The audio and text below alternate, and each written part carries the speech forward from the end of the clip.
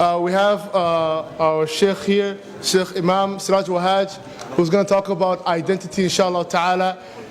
Please be attentive. The Sheikh came from a long place. He was at a conference last night, and he is with us tonight. Inshallah ta'ala, he's going to make it lively. He promised me, right, Sheikh? Barakallahu feekum, Sheikh. Siraj, come through, inshallah. Allah yabarak. Assalamu alaikum. Bismillah ar-Rahman ar-Rahim. Alhamdulillah. Ashhadu an la ilaha illallah wahdahu la sharika lah. Ashhadu anna Muhammadan abduhu wa rasuluhu amma ba'd. Is there a difference between this mic and this one? About the same? Can you all hear me with this mic? Okay. Good. Brothers and sisters, before I speak to you, and can I be honest with you? I have no idea how long I'm going to be speaking to you. There's a possibility that we may be here 2 or 3 hours. Did you hear what I said? I want to begin with a supplication that our Prophet made, sallallahu alaihi wasallam. Allahumma inni a'udhu min ilmin la yanfa'u. Oh Allah, I seek refuge with you from knowledge that doesn't benefit.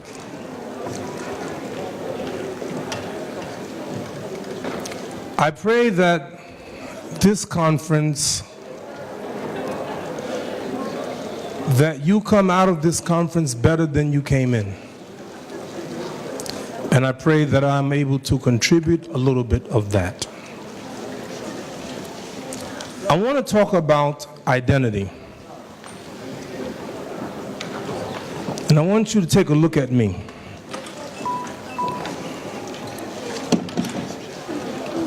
Take a good look. Because I have several identities. One of them, Ana Aswad. I am black. And you know what? I love being black. I love my black skin. I love my kinky hair, my broad nose, and my thick lips. I can't wait to wake up every day black. You should ask me why. Because Allah said,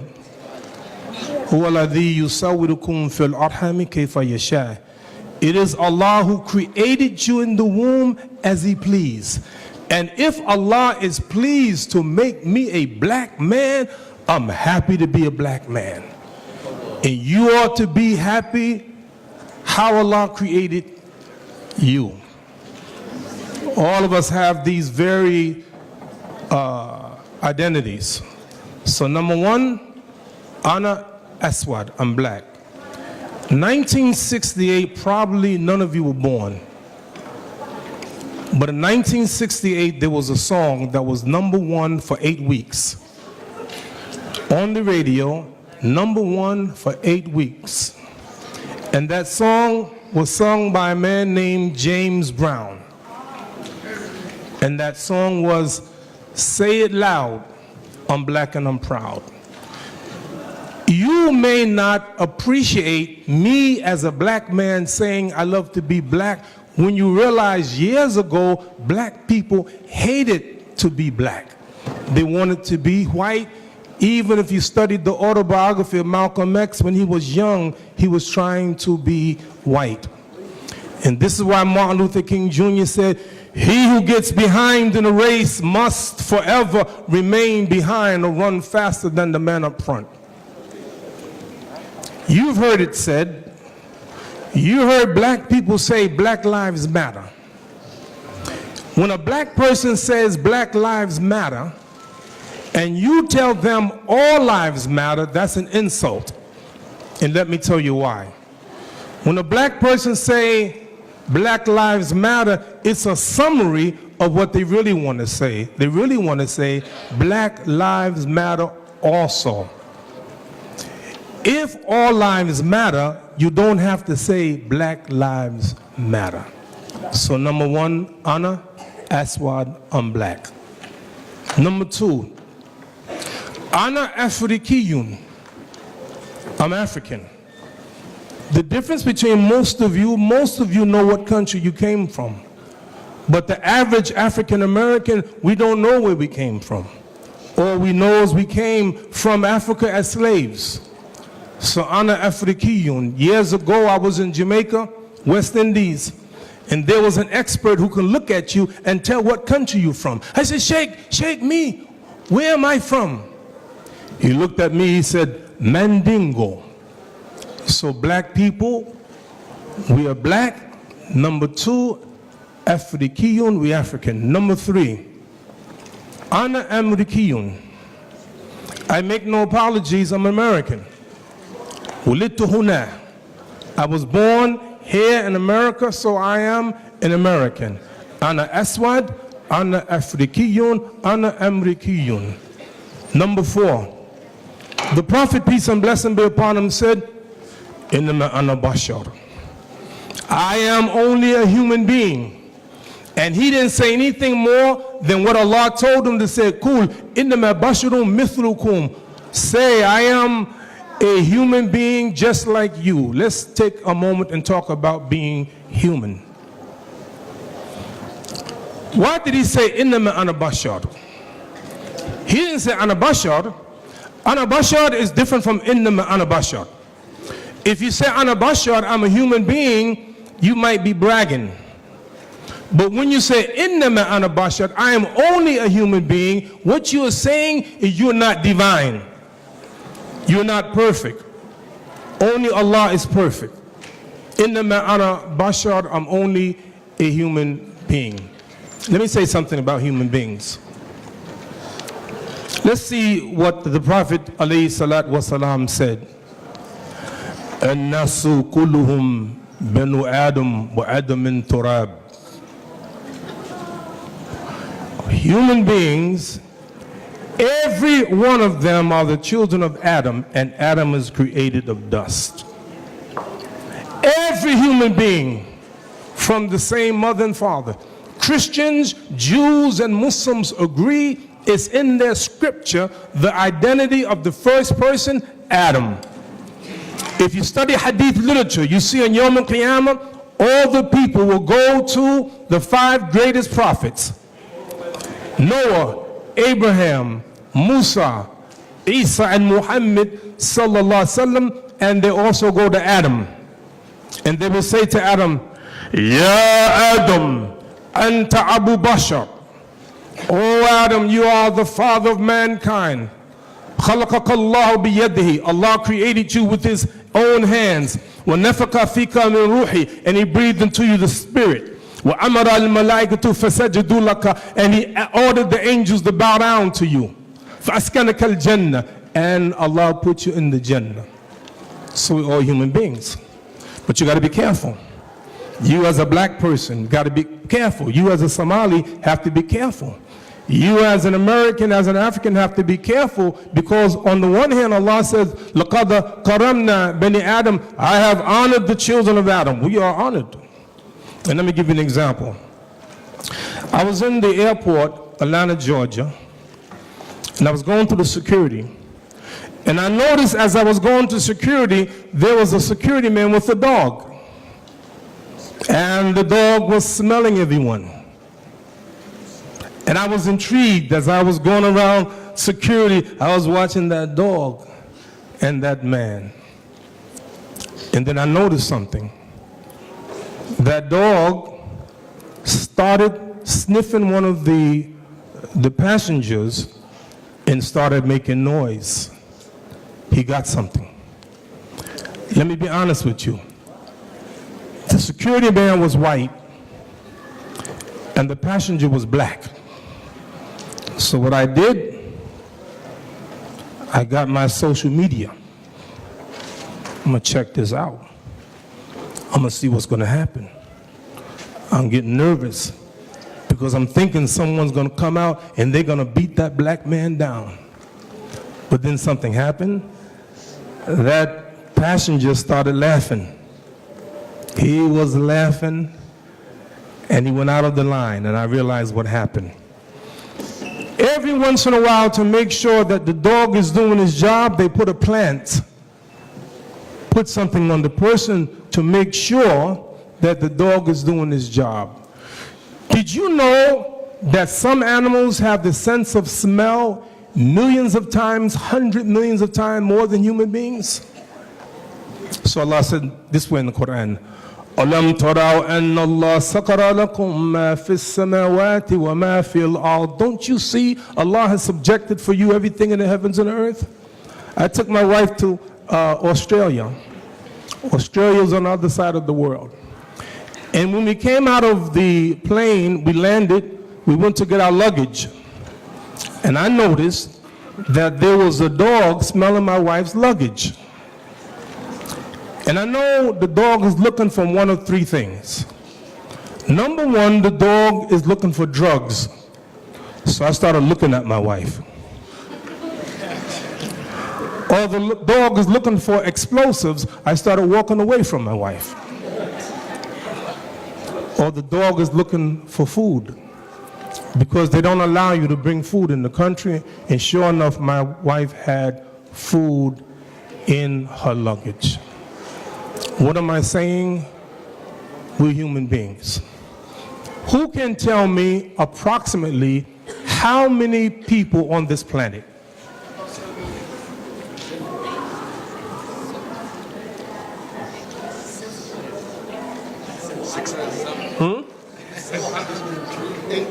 How many? 8 billion. About 7 billion. Think about this for a moment. I want you to think about this, because I want you to think about Allah. 7 billion people on this earth, and every one of them have a unique fingerprints, true or not? Number one. Number two, I met an Imam in Medina, Imaam Sa'ad. And Imam Sa'ad has a unique talent. He's able to imitate 100 of the greatest reciters of Quran. And when he recite, he sounds like your Imam, your Qari. Even though he can imitate, scientists may tell you, you may not know this, every human being have a unique voice. Number three, did you know every human being have a unique handwriting? Those experts can tell. And one more. You ready for this one? Every human being, every one of them have a unique smell. If you don't believe me, go to Surah to Yusuf. When Yaqub said, I smell the scent of Yusuf. This is why when somebody breaks out of prison, the prison guards take some clothing and let the dog smell it. And the dog will follow that, because every human being have a unique smell. What's my point? What's my point? Allah has made us, in the one hand, we're humans, some of us are black, some of us are white, but that doesn't matter. The Prophet, peace and blessing be upon him, said, Inna Allah ta'ala la yanduru ila asamikum wa la ila suwarikum wa lakin yanduru ila qulubikum wa a'malikum.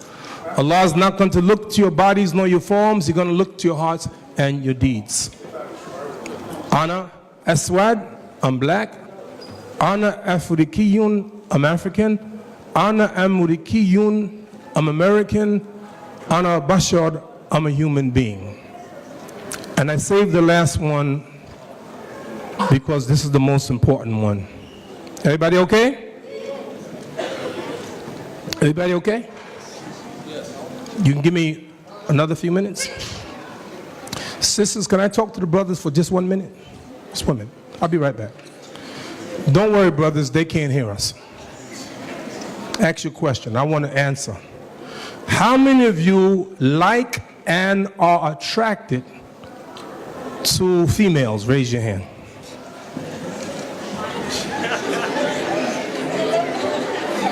All right.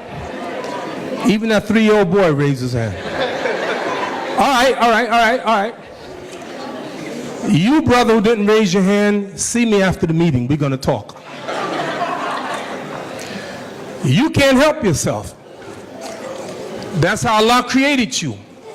Allah created the man and the woman to be attracted, but Allah warns us in Quran, وَتِلْكَ حُدُودُ اللَّهِ لَا تَعْتَدُوهَا, and these are the boundaries of Allah, don't go past them.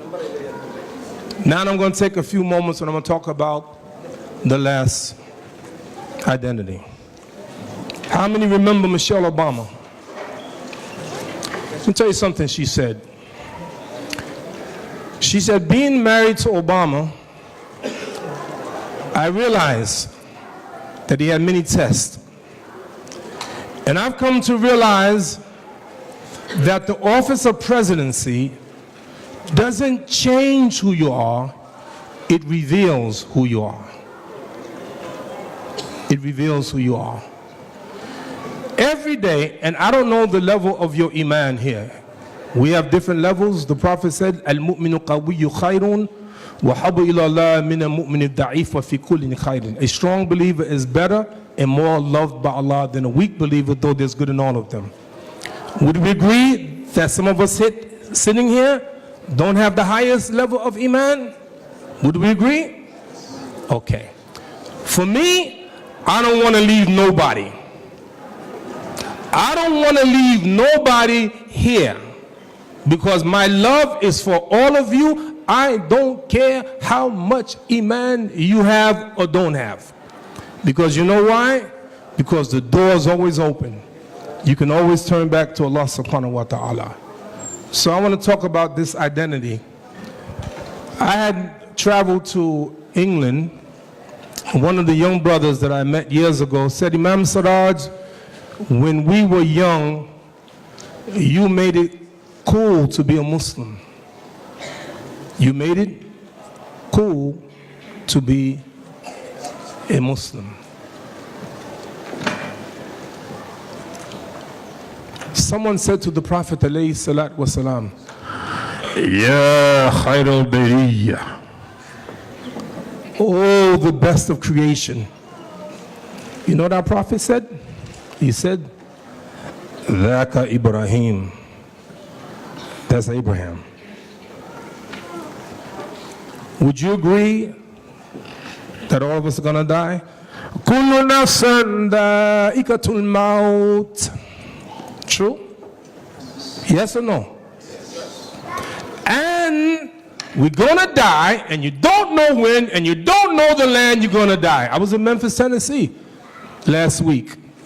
Martin Luther King Jr., 50 years ago, assassinated in Memphis, Tennessee, born in Atlanta, Georgia. You don't know. Have no idea where. But we do know this, that we're going to die. And number two, we know that we're going to be resurrected. And we will be resurrected naked, true or not? Imagine being resurrected naked. And the Prophet ﷺ said, and the first one to be resurrected on Yawm al-Qiyamah will be Ibrahim. Ibrahim. Why? Why? Every prayer, Muslims say this, I begin, you finish. Allahumma salli ala Muhammad wa ala ali Muhammad kama sallaita ala Ibrahim wa ala ali Ibrahim. Why we mention Abraham in every prayer? How many of you made Hajj? Raise your hand. Commemorating what Abraham did, وَالَّذِينَ مَعَهُ, and those with him. Imagine that. Abraham. The Prophet Muhammad, peace and blessing be upon him, how many prayed in his masjid? 1, 2, 3, 4, 5, 6, 7, 8, 9, 10, 11. Prayed in his 12. Prayed in his masjid. 13. He said, one prayer in my masjid is better than 1,000 prayers made in any other masjid. Ila al-masjid al-haram, except Masjid al-Haram, the house that Abraham built. Do you know that every week I go to a different city? Sometimes I'm in different countries. And the first thing I do when I get to my destination, I ask the question, what's the direction in the house that Abraham built? Where's the Qibla? Why all of this, Abraham? Uswatun Hasana, this good example. Why all of this about Abraham? And I came to this conclusion. And this verse to me summarizes why Abraham, alayhi salat wasalam, is looked upon in such esteem. وَإِذِ ابْتَلَى إِبْرَاهِيمَ رَبُّهُ بِكَلِمَاتٍ فَأَتَمَّهُنَّ. And when we tested Abraham with tests, and he fulfilled every test. Do you know, young man, how old are you? 9 years old. Do you know that every day we're tested? Every day we're tested. تبارك الذي بيده الملك وهو على كل شيء قدير الذي خلق الموت والحياة ليبلوكم أيكم حسن عملا وهو العزيز الغفور. You are tested every day, and guess what? Allah sees everything that we do. Everything that we do. Can I give you a proof? I'm sitting in my office one day, and I read this ayah from Quran. وَمَا تَسْقُطُ مِنْ وَرَقَ إِلَّا يَعْلَمُهَا. And there's not a leaf that falls except Allah knows it. So I walk out of my masjid, and I start walking east. And as I'm walking, I'm noticing, as I recite, وَمَا تَسْقُطُ مِنْ وَرَقَ إِلَّا يَعْلَمُهَا, I noticed thousands of leaves on the floor. And I said to myself, you mean to tell me Allah knows every leaf that falls? So I did some research. I want to know how many trees on the planet. Come to find out, there are like 3 trillion trees on the planet. Some trees having as many as 250,000 leaves. And Allah knows every leaf that falls. You know what that means? He knows everything we do. Every little thing that we do, Allah knows it. And you know what? We're tested every day. What was the test of Abraham? A couple. Let me mention one or two. Assalamu alaikum, Sheikh. Assalamu alaikum. Let me mention one or two. There's a sister in America, so-called scholar. She said Abraham, alayhi salat wasalam, was a deadbeat dad. Astaghfirullah. A deadbeat dad? Are you kidding me? Is it because Abraham left his wife Hagar and his baby Ismail, and he started walking away, left them in the desert? Hagar runs behind him and says, Ya Ibrahim, aina tadhhab? Ya Ibrahim, aina tadhhab? Ya Ibrahim, aina tadhhab? Where are you going? Abraham doesn't even turn around, and he keeps on walking, leaving his wife and his baby in the desert, and all they have is some dates and some water, and he keeps on walking, and he never turns around. And then Hagar said, is it Allah commanding you to do this? He said, yes. And she stopped and said, Allah will never neglect us. Think about that. And because Ibrahim alayhi salat wasalam did all that Allah commanded him to do, he was put on a high position. Someone said, you will never be judged by your circumstances, but you will be judged how you respond to the circumstances. Now, what of our circumstances? Are you a Muslim? You know what, sisters? Some of you may even ask the question why I wear hijab. Sheikh Abu Zaid, do you know I used to be Christian, right? Sheikh, you know I used to be Christian. I was living in Brooklyn in a project called Marcy Projects. 7 years old, Sunday morning, getting ready to go to church. I'm a Christian. 7 years old, getting dressed Sunday morning, ready to go to church. And I asked my mother, how come we got to go to church anyway? So my mother, she took out a belt. And she hit me a few times. And then she asked me, now do you understand why you got to go to church? I said, yes, ma'am. But I didn't know. So 12 years later, I left the church and came into the masjid. Your daughters, your sisters, gonna ask you one day, why you wear hijab? Why you wear hijab? Are you gonna beat her? When your young son asks the question, why we gotta go to the masjid, are you gonna beat him? Or are you going to explain to him? Because I'm of the conclusion, brothers and sisters, that seldom do we deal with the root of the problem, but we deal with symptoms. I'll give you an example. Do you know that many times you tell your daughter, put on hijab, some of them, not all of them, they leave the house with hijab, they go 1 block, they take it off. And when they come back from school, when they get near home, they put on the hijab. And what happens, the mother, she harangues the daughter. You gotta put on hijab. You put on hijab, you wear the hijab, you gotta wear the hijab. But the problem with the mother is she don't understand the root of the problem. The problem isn't hijab. I'll give you an example. One day I was in a program speaking to some Muslims. And at the end of the program, 3 young sisters looked like high school, college, came to me and say, Imaam Siraj, we want you to show us from the Quran why we should wear hijab, and we don't want no hadith, we just want Quran, why we should wear hijab. They weren't wearing hijab. So instead of telling them the ayah from Quran, I asked them the question.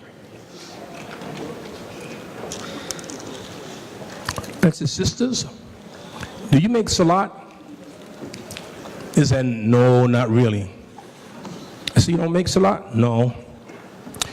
Do you find in the Quran you should make salat? They said, yeah, many places.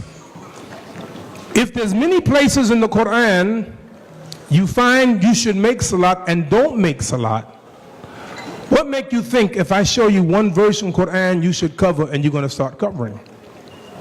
You see, because hijab isn't the problem.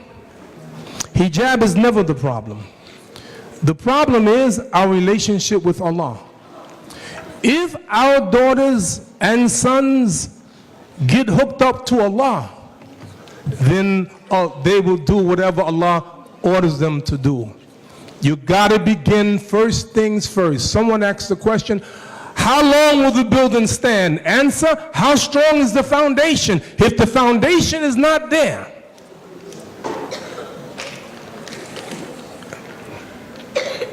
test. So we tested a Muslim. Can I tell you something, sisters, about hijab? I think all of these shuyukh would agree. For us, for me, the most beautiful woman in the world, to me, are Muslim women with hijab. You know why? Allah put it this way. Ya nisa nabi lastuna ka ahadan min nisa. Oh, wives of the Prophet, you are not like the other women. Your Islam makes you different. You're a human being, I mentioned that. Somalian, black, whatever you are. You live in Minnesota, you live in Minneapolis, whatever it is, alhamdulillah. But you know the fact is, there will not be one black person in Jannah because they're black. And not one white person in hell because they are white. Not one person in Jannah because he's a man. I'm a man. No woman is going to be in hell because she's a woman. It's based on our deeds and Allah's mercy to us. Identity, Islamic identity, you Muslim. Here's the test now. I'm closing out. You know what? How many of you Muslims? Raise your hand.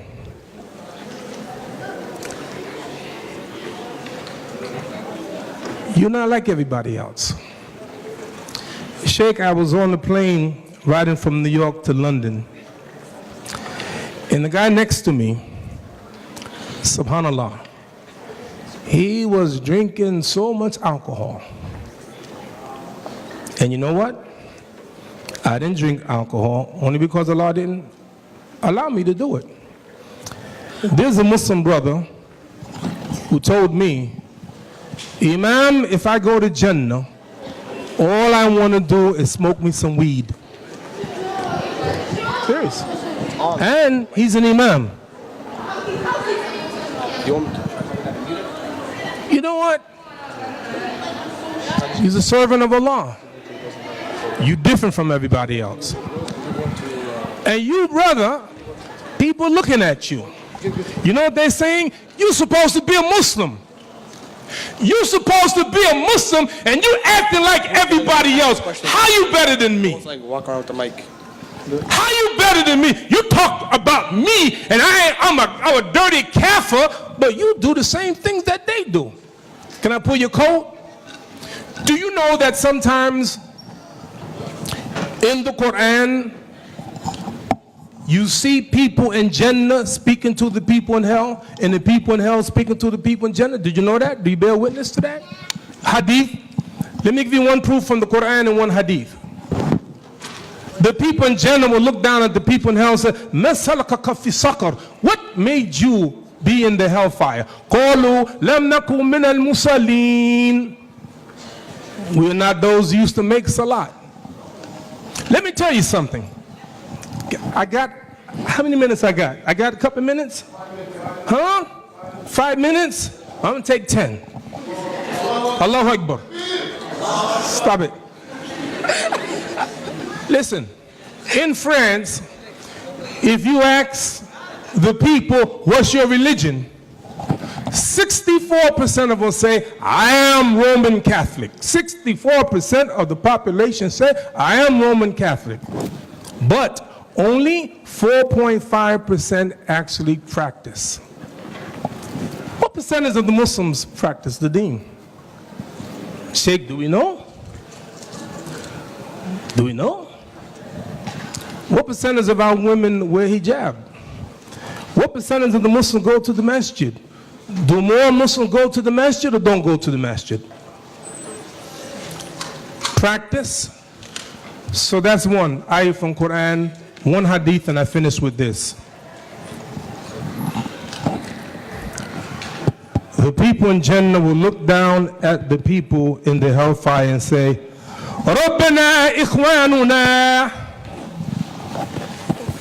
Oh our Lord, our brothers, kanu yusamuna ma'ana. They used to fast with us. وَيُصَلُّونَ مَعَنَا, and they prayed with us. وَتَحَجُّونَ مَعَنَا, and they made Hajj with us. Then why are they in the hellfire? What did they do? Some of them, they committed murder. Some of them, they stole. Some of them, they beat people, stole the wealth. شَتَمَ مَالُ حَذَا وَشَتَمَ حَذَا وَقَذَفَ حَذَا. Allah will take their good deeds and give it to the people, and take the bad deeds and throw it on them and throw them in the hellfire. I pray Allah the Almighty that that happens to none of us. The good news is this.